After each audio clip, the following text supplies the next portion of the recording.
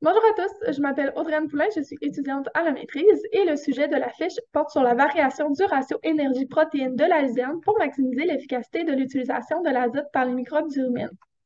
Donc, pour nous mettre en contexte, les fourrages de luzerne contiennent des protéines brutes sous forme très dégradable dans le rumen, puis les microbes du rumen ont besoin d'une source d'énergie pour utiliser cet azote. Donc, lorsqu'il y a un déséquilibre entre l'énergie et la protéine, il va y avoir une proportion importante d'azote qui va se retrouver sous forme de NH3 et qui peut être perdu dans l'environnement. Donc, pour quantifier l'équilibre entre l'énergie et la protéine, le ratio sucre soluble plus amidon sur protéine brute va être utilisé. Les objectifs de l'étude étaient d'évaluer les effets d'une augmentation du ratio SS plus A sur PB de la luzerne sur la dégradation ruminale et l'efficacité d'utilisation des protéines brutes in vitro. Donc, pour ce faire, de la luzerne en serre a été produit et récolté. Et de ça, 36 fourrages constitués de deux plants ont permis de faire des fourrages à ratio faible et à ratio élevé. Donc, le nombre de fourrages pour chacun des ratios était identique, tout de même que la teneur en NDF.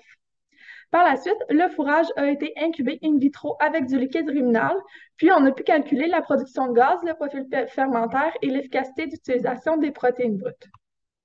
Concernant les résultats, on peut voir dans le premier graphique que la production de gaz après 24 heures d'incubation était significativement supérieure pour la luzerne à ratio plus.